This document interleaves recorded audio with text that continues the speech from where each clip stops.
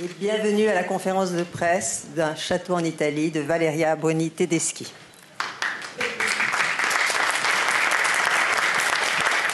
Merci. Alors, je vais commencer à présenter en partant de l'extrémité de cette belle et longue table. Il a largement démontré son esprit d'entreprise et son bon goût en produisant Brian De Palma, David Cronenberg, André Téchiné, Roman Polanski, entre autres. Et aujourd'hui, Valeria Bruni Tedeschi, le producteur Saïd Ben Saïd. Saïd Ben Saïd. Actrice, actress, writer, and co-writer here, Pardon? and director.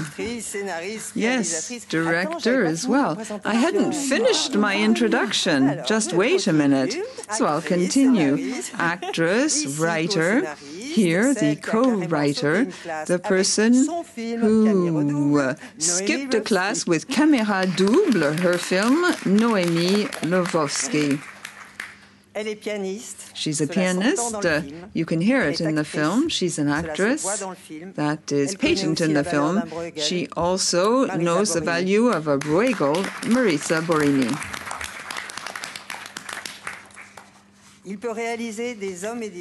He, of course, was involved in Les Hommes et des Dieux.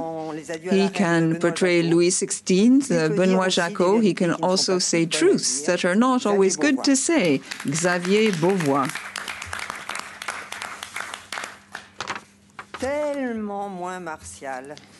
Less martial, much more gentle than in her memorable incarnation of Benito, very young, in Vincere by Marco Bellocchio. We have this famous actor. Family stories, she's not afraid of them. At the age of 6, in Baiser de Secours, he was already in one of his father's films, next to his mother and his grandfather, Louis Garrel.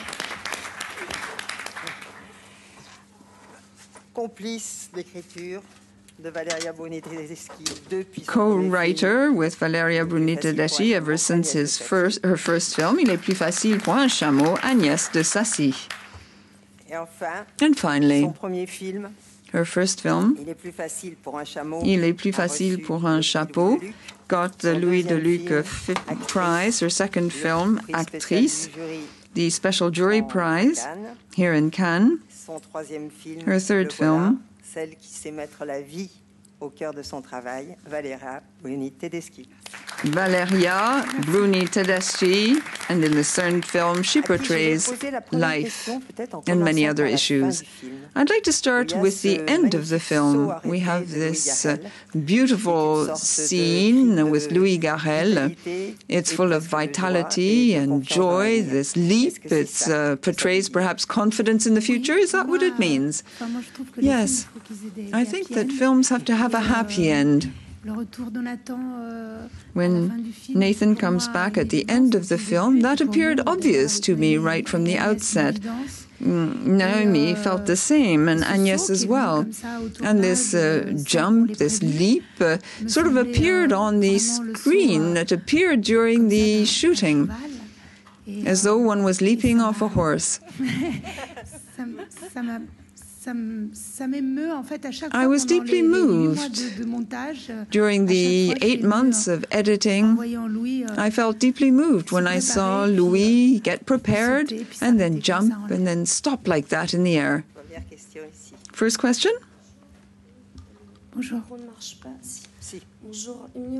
Émile Olivier. I have a question for Valeria. In fact, I have two questions. First of all, in your own films, you often see very clumsy characters.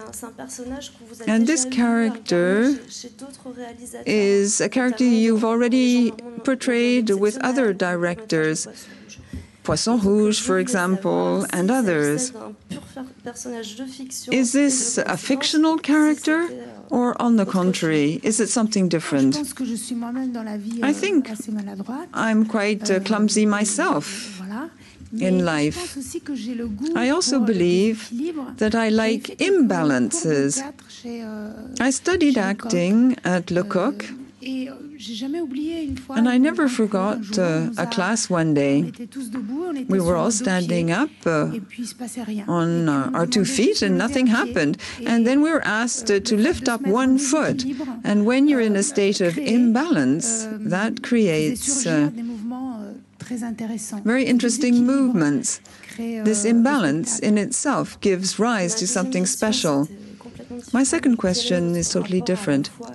What do you think about faith and religion? Because this appears to be very important in your films, both your first films and this one as well. Would it be a lengthy tale? With Noémie Agnès, what we wanted to show in this film was 2 people. There was the mother and Louise, for whom faith is very important. The mother is deeply involved in faith. There are disputes, quarrels, but you have the impression that she's a real believer. Louise, there is a scene that we cut out during the editing, who was a believer when younger, but she's lost this belief. So she tries to knock on the door, she tries to open up the door to belief and to faith, but she somehow seems to remain outside all the time. She's not far from believing. It's a sort of a borderline situation which intrigues me a very great deal. You have this issue of both faith and superstition. We wanted to talk about someone who was trying to enter this house of faith. I'd like to put a question on the actual writing of the film. Of course, it's very intimate, it's very personal, it's typical of Valeria Bruni-Tedeschi, yet we have Noémie and Agnès as well. How do you work together? How did you work together on the film? I'll give them the floor, perhaps. Noémie?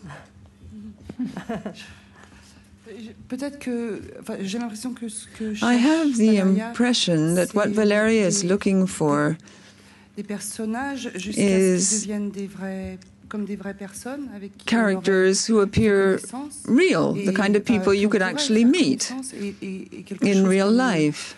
That indeed is what she wants to portray, the fabric of their life. And yes, Valeria and I have this in common.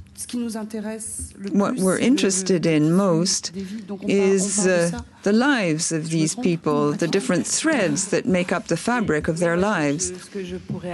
I might add a point. In a way, all the personal things that inspire us and that are told by Valeria in her film, and of course we add our own autobiographical material.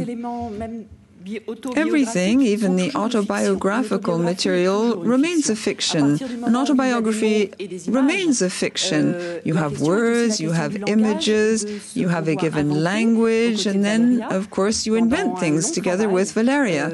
It was a lengthy piece of work. We turned autobiographical elements into a real structure, a story, a tale. What we share is a common desire to be very sincere, very truthful. But then we did a lot of very precise, specific work on the writing. Yes, it takes years, in fact. It takes a long time. How did this film mature in your minds following Actrice? Did you get back to work right away? How did this desire to make the film occur? Often, the desire to make a film is based on a scene. I wrote a scene where a man and a woman are quarreling. You don't know why they're quarreling, but they keep quarreling. And after 3 or 4 pages, you finally understand that they're going to do an in vitro fertilization, and he changes his mind during the trip to the clinic. And that was the first scene that I wrote. Then what do? I show this to Naomi, I show it to Agnès, I say, do you like it? If they say yes, it's pretty good, then we generally say we're going to produce a whole film. And then the Cerisier de Chekhov was a great source of inspiration. I also wanted to shoot in the family house, which we didn't own any longer. I thought maybe people will lend it to us free of charge, and that is, in fact, what occurred. It's a place I filmed in Le Chameau from a cinematographic stance. It is full of inspiration. And I could imagine people calling from a window, the brother who calls from a window. That's something I wanted to have in the film right away. Yes, we saw these images. Yes, the film occurred to me in images. We do the opposite of many other people. We write lots and lots of scenes, bits of dialogue, images, and then we try to create a whole story and put things into place. This takes much longer than when you actually write a story and then make the dialogues. It entails a huge amount of work to create a story that really is coherent. But Chekhov's book was a source of tremendous inspiration for us. I might add a point.